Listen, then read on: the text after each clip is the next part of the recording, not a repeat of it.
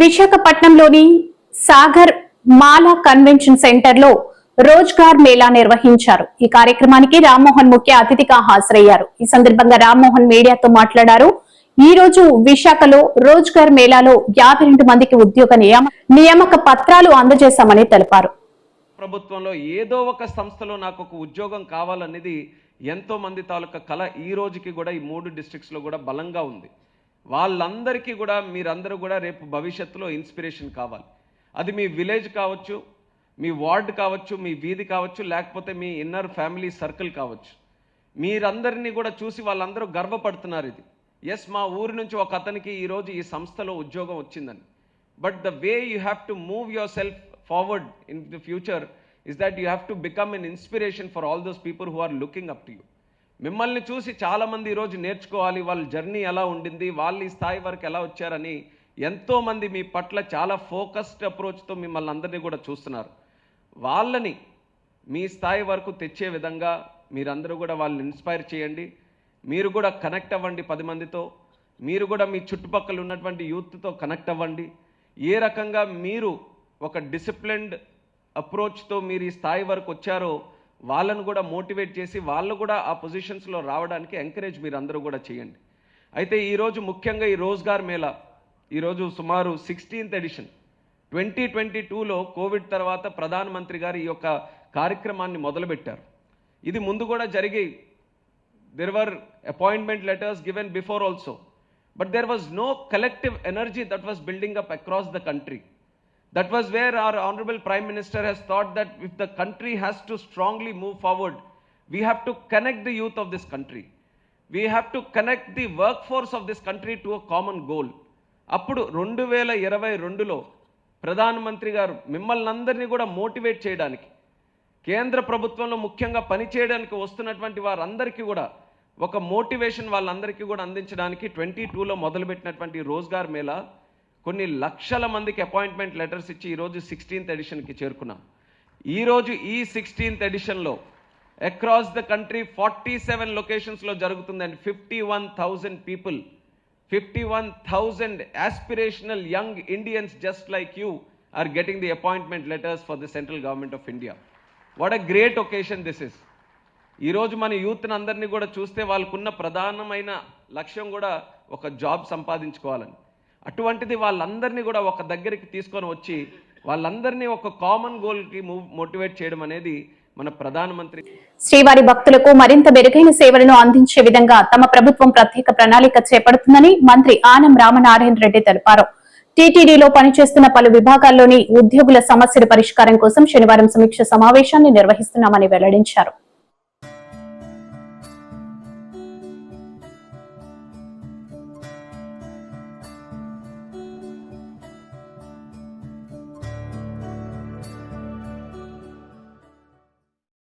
ఈరోజు ముఖ్యంగా తిరుమలకి రావడానికి కారణం రాష్ట్ర ప్రభుత్వం నుంచి దేవాదాయ శాఖ మంత్రిగా తిరుమల తిరుపతి దేవస్థానం యొక్క చైర్మన్ గారు, ఈఓ గారు, అడిషనల్ ఈఓ గారు, అలాగే ఇతర అధికార యంత్రాంగంతో దేవాదాయ శాఖ కమిషనర్ గారు, సెక్రటరీ గారు అందరం కలిసి కొన్ని విషయాలపైన నిర్ణయాలు తీసుకోవాల్సి ఉంది.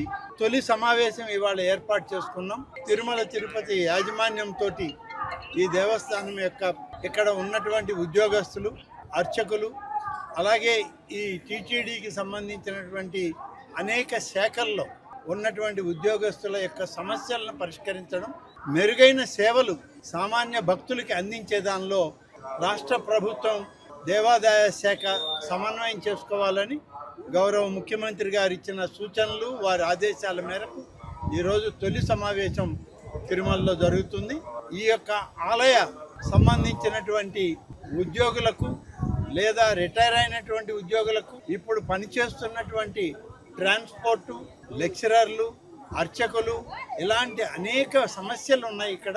ఆ సమస్యలంతా కూడా ఇక్కడ చర్చించిన తర్వాత ఈ విషయాలన్నింటినీ కూడా రాష్ట్ర ప్రభుత్వానికి విన్నవించి గౌరవ ముఖ్యమంత్రి గారి యొక్క ఆదేశాలు తీసుకున్న తర్వాత పూర్తి ఆదేశాలని వీరికి అనుకూలమైనటువంటి ఆదేశాలను ఇవ్వడానికి ఇవాళ ఈ తొలి సమావేశం జరుగుతుంది. ఏదైనా సరే దేవాదాయ శాఖకు సంబంధించినటువంటి అనేక విషయాల యొక్క ప్రక్షాళన తిరుమల తిరుపతి దేవస్థానం నుంచే ప్రారంభం కావాలి. ఆ విధంగానే ఇవాళ సీఎం గారి ఆదేశాల మేరకు ఇక్కడికి వచ్చాం. మెరుగైనటువంటి స్వామివారి సేవలు, సామాన్య భక్తులకు కూడా మంచి పరిశుభ్రమైనటువంటి వాతావరణంలో దైవ దర్శనం, ప్రసాదాలు ఇక్కడే కాదు అనేక ఆలయాల్లో ఇప్పటికే చర్యలు తీసుకున్నాం. దాదాపు 161 ఆలయాలు ఉన్నాయి, ప్రధానమైన ఆలయాలు. ఈ 161 ఆలయాల్లో కూడా ప్రసాదాలని క్వాలిటీ ఇంప్రూవ్ చేశాం, దర్శనాల యొక్క పరిస్థితిని ఇంప్రూవ్ చేయడం జరిగింది. ఆలయ ప్రాంగణాలన్నీ కూడా ఓంకారనాదం, మంత్రోచ్చారణతో ఉండాలే తప్ప వేరే ఎటువంటి కార్యక్రమాలు ఆలయాల్లో ఉండకూడదని చెప్పి గౌరవ ముఖ్యమంత్రి చంద్రబాబు నాయుడు గారు ఇచ్చిన సూచనలు, ఆదేశాలని తప్పకుండా ఇవాళ పాటిస్తూ ఉన్నాం. రాష్ట్రంలో దేవాదాయ శాఖ ద్వారా ఇప్పటికే కామన్ గుడ్ ఫండ్ నుంచి దాదాపుగా 200 పైచిలకు ఆలయాలకి పునర్నిర్మాణానికి ఇప్పటికే ఆదేశాలు ఇచ్చాం. ధూపదీప నైవేద్యాలకు కూడా ఇటీవల 300 ఆలయాల్లో ధూపదీప నైవేద్యాలు ఇవ్వడానికి కూడా ఏర్పాట్లు చేయడం జరిగింది. రాష్ట్రంలో పేదరికం తొలగించాలనే లక్ష్యంతో P4 పథకాన్ని సీఎం చంద్రబాబు చేపడుతున్నారని జిల్లా ఇన్ఛార్జ్ మంత్రి డోలా అన్నారు. శుక్రవారం P4 స్వర్ణాంధ్ర విజన్ 2047 పై నిర్వహించిన సమీక్షలో మాట్లాడారు. బంగారు కుటుంబాలని మనం మార్గదర్శుల ద్వారా మ్యాపింగ్ చేసుకోవాల్సినటువంటి అవసరం ఉంది.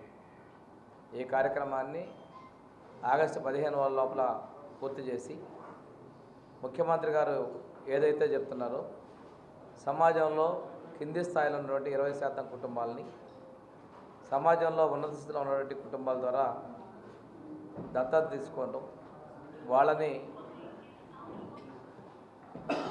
సామాజికంగా, ఆర్థికంగా అన్ని విధాల్లో ఎంపవర్ చేయాలన్నటువంటి ఒక లక్ష్యంతో తీసుకెళ్తున్నారు. ఈ మహాశయ యొక్క కార్యక్రమాన్ని 2029కి ఈ రాష్ట్రంలో పేదరికాన్ని తొలగించాలి అనేటువంటి మహాసంకల్పంతో గౌరవ ముఖ్యమంత్రి శ్రీ నారా చంద్రబాబు నాయుడు గారు ముందుకెళ్తున్నారు. ఇప్పటికే చాలా చోట్ల మార్గదర్శుల ద్వారా బంగారు కుటుంబాలను దత్తత తీసుకోవటం, వారి ద్వారా ఈ కార్యక్రమాలని వాళ్ళని ఎంపవర్ చేసే కార్యక్రమాన్ని కూడా చేపట్టడం జరిగింది. ప్రతి ఒక్క కాన్స్టిట్యున్సీకి కూడా ఆ కాన్స్టిట్యున్సీలో ఉన్నటువంటి ఎమ్మెల్యే చైర్పర్సన్గా, స్పెషల్ ఆఫీసర్ కన్వీనర్గా ఆ కాన్స్టిట్యున్సీలో కూడా ఈ బంగారు కుటుంబాలని డేటా వాళ్ళకి ఇవ్వడం కూడా జరుగుతుంది. ఎప్పుడూ లేని విధంగా కాన్స్టిట్యున్సీ స్థాయిలో కాన్స్టిట్యున్సీ లెవెల్ ప్లానింగ్ బోర్డ్స్ను కూడా ఏర్పాటు చేయడం జరిగింది. వీటన్నిటి లక్ష్యం కూడా స్వర్ణాంధ్ర సాధనలో పేదరిక నిర్మూలన కోసం మనం ముందుకెళ్తా ఉన్నాం. ఈరోజు తీసుకున్నట్టయితే మన దగ్గర ఉన్నటువంటి పరిశ్రమల్లో కావచ్చు, అదేవిధంగా సంపన్నులు కావచ్చు, గుర్తించేటువంటి పని కూడా జిల్లా యంత్రాంగం మొదలుపెట్టడం జరిగింది. వారందరితో కూడా సంప్రదింపులు జరిపి ఈ మహోన్నత కార్యక్రమానికి జిల్లా యంత్రాంగం కూడా కంకణం కట్టేందుకు వారందరూ కూడా నేను అభినందిస్తూ ఉన్నాను. ఈరోజు తీసుకున్నట్టయితే ఎన్డీఏ ప్రభుత్వం, తెలుగుదేశం, జనసేన, బీజేపీ పార్టీల ఉమ్మడి ప్రభుత్వం అధికారంలోకి వచ్చిన తర్వాత విశాఖపట్నం మీద పారిశ్రామికంగా అభివృద్ధి పథంలో నడిపించాలనే ఉద్దేశంతో చాలా పరిశ్రమలకు ఈరోజు మనం తీసుకురావడం కూడా జరుగుతూ ఉంది.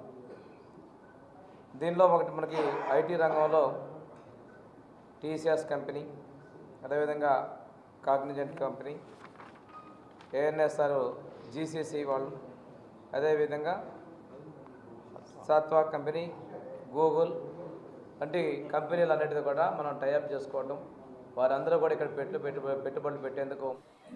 ఏపీలో కూటమి ఏడాది పాలనలో ఏ రంగం చూసినా అరాచకం, అల్లకల్లోలమే మిగిలిందని వైసీపీ ఎమ్మెల్సీ బొత్స సత్యనారాయణ ఆరోపించారు. రైతులను కించపరిచేలా ప్రభుత్వం పెద్దలు మాట్లాడుతున్నారని మండిపడ్డారు. ఈ మేరకు ఆయన విశాఖలో మాట్లాడుతూ ప్రభుత్వం నుంచి ఏసుమెత్తు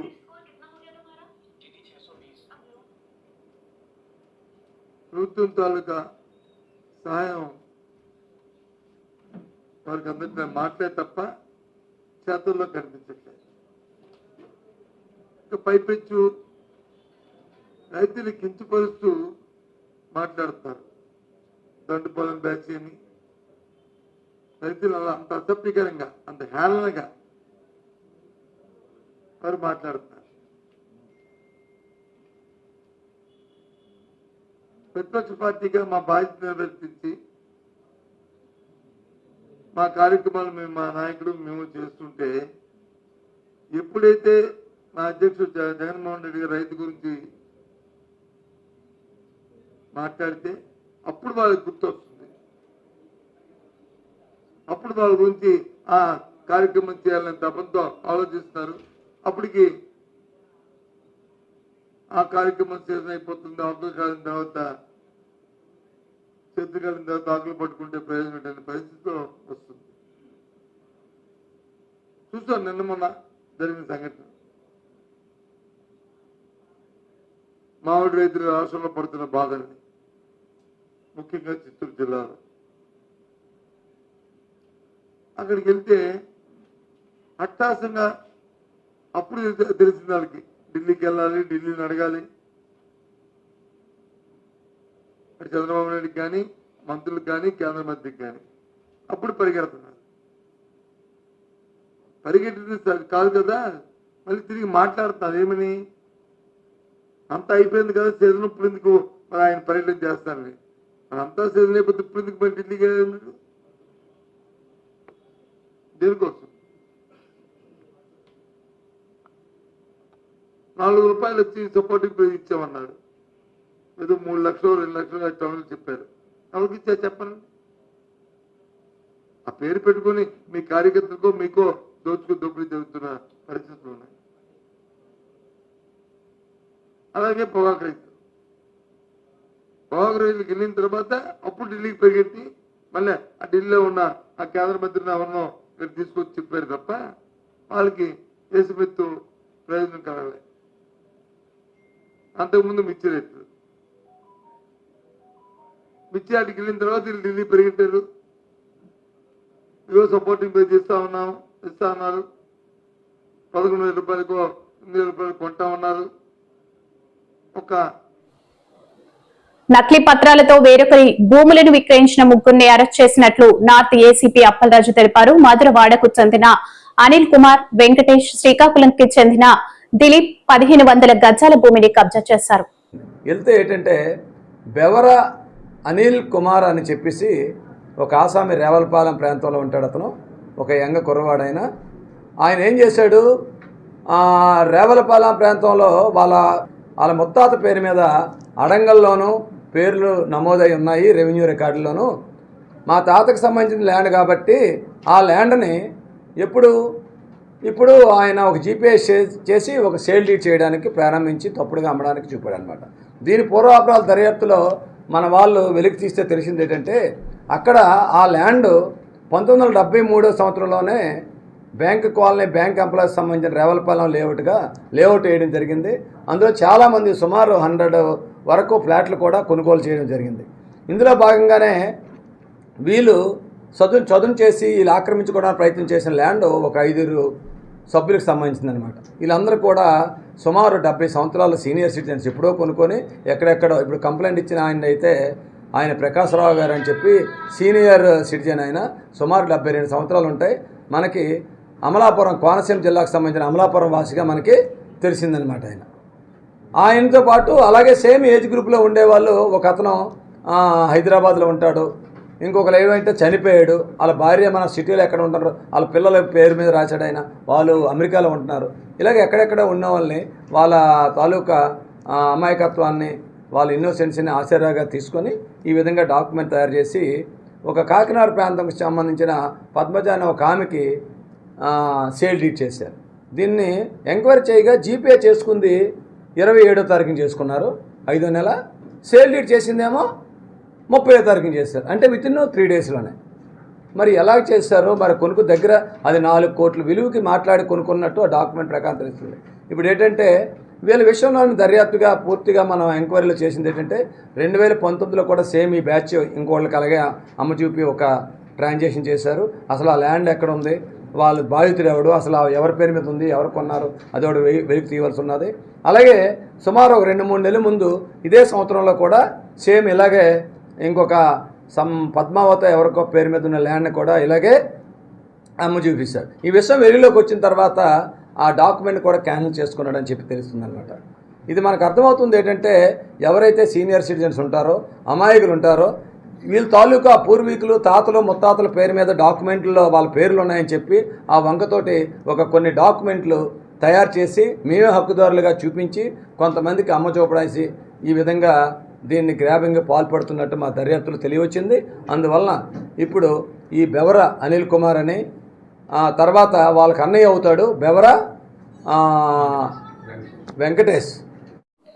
హోంమంత్రి అనితపై మండిపడ్డ ఎమ్మెల్సీ వరదు కళ్యాణి. కాకినాడ మెడికల్ కాలేజీలో విద్యార్థులపై లైంగిక వేధింపులు జరిగాయని, దీనిపై హోంమంత్రి ఏ చర్యలు తీసుకున్నారని ఎమ్మెల్సీ వరదు కళ్యాణి మండిపడ్డారు. రాష్ట్రంలో మహిళలకు రక్షణ ఎక్కడా? ఈ మేరకు ఆమె వైసీపీ కార్యాలయంలో మీడియాతో మాట్లాడారు. ఆ రంగరాయ మెడికల్ కాలేజ్ ప్రిన్సిపల్ గారికి మెయిల్ చేస్తే వాళ్ళు కమిటీ వేయడం జరిగింది. మరి ఎక్కడ ఉన్న ఈ ప్రభుత్వం ప్రవేశపెట్టిన శక్తి యాప్లు అంటూ చాలా ఓదరగొట్టారు కదా. అలాగే తీసుకుంటే మానవత్వం గురించి స్పీచ్లు ఇస్తారు హోమ్ మినిస్టర్ గారు. మరి ఏదమ్మా హోమ్ మినిస్టర్ గారు, ఈ సంఘటన మీద మీ స్పందన ఏంటి? ఈ కూటమి ప్రభుత్వం అధికారంలోకి వచ్చాక అడుగడుగును కూడా మహిళలకి వేధింపులు, మహిళల మీద అఘాయిత్యాలు, హత్యలు, అత్యాచారాలు రోజు రోజుకి పెరిగిపోతూ ఉన్నాయి. ఒక సంఘటనని మించి ఇంకొక సంఘటన. మహిళలు ఇంట్లో ఉన్న రక్షణ లేదు, కాలేజ్కి వెళ్ళినా రక్షణ లేదు, స్కూల్కి వెళ్ళినా రక్షణ లేదు. అలాగే పని ప్రదేశంలో కూడా మహిళలకి ఈ కూటమి ప్రభుత్వంలో రక్షణ లేని పరిస్థితి. వీటన్నిటికీ కారణం ఏంటంటే, ఇన్ని సంఘటనలు జరుగుతూ ఉంటే ప్రభుత్వం అత్యంత నిర్లక్ష్యంగా వ్యవహరించడం వలన ఈ విధంగా రిపీటెడ్గా ఒకదాని మీద ఒకటి సంఘటనలు మనం వినాల్సిన దుస్థితి ఈ రాష్ట్రంలో కనిపిస్తూ ఉంది. ఈ రోజు తీసుకుంటే ఆ A1గా ఉన్న ల్యాబ్ అసిస్టెంట్ కళ్యాణ్ చక్రవర్తి తప్పించుకోవడం జరిగింది.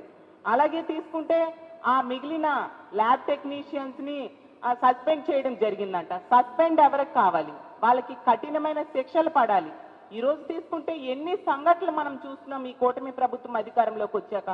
రోజుకి 70-80 సంఘటనలు మహిళల మీద అఘాయిత్యాలు జరుగుతున్నాయి. గంటకి 3-4 సంఘటనలు జరిగే పరిస్థితి. ముఖ్యంగా కళాశాలల్లో మహిళలకి కనీస రక్షణ లేని పరిస్థితి మనం చూస్తూ ఉన్నాం. ప్రభుత్వం, ముఖ్యమంత్రి గారు, డిప్యూటీ సీఎం గారు, హోమ్ మినిస్టర్ గారు అత్యంత నిర్లక్ష్యంగా వ్యవహరించడం వలన ఇలాంటి సంఘటనలు రిపీటెడ్ గా జరుగుతూ ఉన్నాయి. వాళ్ళకి ఆ పనులు చేసే వాళ్ళకి భయం లేకుండా ఉండే పరిస్థితి మనం చూస్తూ ఉన్నాం. గతంలో చూసాం, కొన్ని నెలల క్రితం గొడ్లవల్లేరులో ఆ ఇంజనీరింగ్ కాలేజీలో అమ్మాయిలు బాత్రూమ్స్ లో సీసీ కెమెరాస్ పెట్టి వాళ్ళకి ఎంత దారుణంగా ఇబ్బందులు పెట్టారో మనం చూసాం. ఆ సంఘటనలో ప్రభుత్వం అలాంటి పనులు చేసిన వాళ్ళకి అండగా నిలిచి ఏమీ లేదు అని చెప్పి అక్కడ విషయాన్ని కనుమరుగయ్యేట్టుగా చేయడం జరిగింది. అలాగే తీసుకుంటే ఇలాంటివి ఎన్నో సంఘటనలు. రాజమండ్రిలో నర్సింగ్ కాలేజ్ విద్యార్థిని ఒక వ్యక్తి వేధింపుల వలన ఆత్మహత్య చేసుకొని ఎన్నో రోజులు హాస్పిటల్లో ఉండి బ్రెయిన్ డెడ్ అయిపోయి చనిపోవడం జరిగింది. అలాగే తీసుకుంటే అనంతపురంలో ఇంటర్ విద్యార్థి జీవీఎంసీ 97వ వార్డు కార్మిక నగర్ లో శనివారం సిపిఎం ఆధ్వర్యంలో స్మార్ట్ మీటర్ల వద్దు, ప్రజలపై భారం మోపవద్దు అనే నినాదంతో ఇంటింటికి ప్రచారం చేశారు. ప్రజలు ఏకమై స్మార్ట్ మీటర్లు ఇంటింటికి బిగించకుండా అడ్డుకోవాలని నినాదాలు చేశారు. ఈరోజు సిపిఎం పార్టీ మీ దగ్గరికి వచ్చింది. రాష్ట్ర ప్రభుత్వం స్మార్ట్ మీటర్లు పెట్టాలని చెప్పేసి ఇప్పటికే నిర్ణయం చేసింది. అదానీ గారికి కాంట్రాక్ట్ ఇచ్చింది. అదానీ మనుషులు వచ్చి మనందరికీ స్మార్ట్ మీటర్లు బిగిస్తా ఉన్నారు. ఎక్కడైతే స్మార్ట్ మీటర్లు మాకు వద్దు, బిగించొద్దని చెప్తే ఆగిపోతా ఉన్నారు. ఆ రకంగా ఈరోజు మీకు అందరికీ రిక్వెస్ట్ చేస్తుంది ఏంటంటే, స్మార్ట్ మీటర్లు బిగించొద్దు అని చెప్పేసి మీరు అందరూ చెప్పాలని చెప్పేసి విజ్ఞప్తి చేస్తున్నాం. మొదటగా ఎందుకు బిగించొద్దు? మనకి స్మార్ట్ మీటర్లు పెడితే మనకు ఇప్పుడు వస్తున్న బిల్లు కాస్త 3 రెట్ల నుంచి 10 రెట్లు పెరుగుతాయట. ఎందుకు పెరుగుతాయి?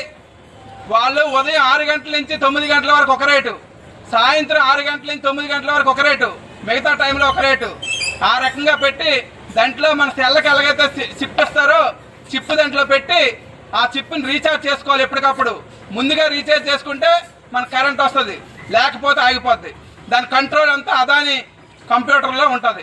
ఆ రకంగా ఈరోజు స్మార్ట్ మీటర్లు వల్ల ఇప్పటికే ఆల్రెడీ మన పక్కనే ఉండే సినముసిరివాడ పిండి మిల్లు మధ్యకాలంలో అడిగితే అంత ముందు వాళ్ళకి స్మార్ట్ మీటర్ పెట్టకముందు 2300 వచ్చేది బిల్లు అట. స్మార్ట్ మీటర్ పెట్టిన తర్వాత వాళ్ళకి 12700 వస్తుందట. అంటే స్మార్ట్ మీటర్ పెట్టిన తర్వాత ఎంతగా బిల్లు పెరుగుతుంది. ఇప్పటికే కమర్షియల్ పెట్టారు, మీకు ఎవరికైనా తెలిస్తే షాపుల్లో అడగండి. ఆ రకంగా ఈరోజు స్మార్ట్ మీటర్ల వల్ల బిల్లులు పెరుగుతూ ఉన్నాయి. రెండోది ఇంకోటి ఏంటి, ఇప్పటికే ఆల్రెడీ మనకు తెలియకుండా 15,000 కోట్ల రూపాయలు సర్దుబాటు ఛార్జీల పేరుతో వేశారు. ఏంటవి 2019లోను 2020లోను 2021లోను మనం కరెంట్ అప్పుడు కాల్చామట. అప్పుడు సరిగా బిల్లులు కట్టలేదంట. దానికి ఇప్పుడు అదనమైన భారం వేస్తున్నారు. నేను అడుగుతున్నాను చంద్రబాబు నాయుడు గారికి, మీరు ఒక హోటల్కి వెళ్ళి 2020లో భోజనం చేశారు. అప్పుడు మీరు 5,000 10,000 కట్టుంటారు. మరి ఇప్పుడు ఆయన ఆ బిల్లు సరిపోదు, అదనంగా కట్టండి అంటే మీరేం కడతారా? ఎయిర్పోర్టు పై ఆందోళన. మందస మండలం మిలా గంగువాడు రాంపురంలో ఎయిర్పోర్టును నిరసిస్తూ ప్రజా సంఘాలు ఆందోళన. భూసేకరణకు వ్యతిరేకంగా ర్యాలీ. ఉద్దాన ప్రాంత భూములను కార్పొరేట్లకు అప్పగిస్తే ఉద్యమిస్తామని హెచ్చరిక.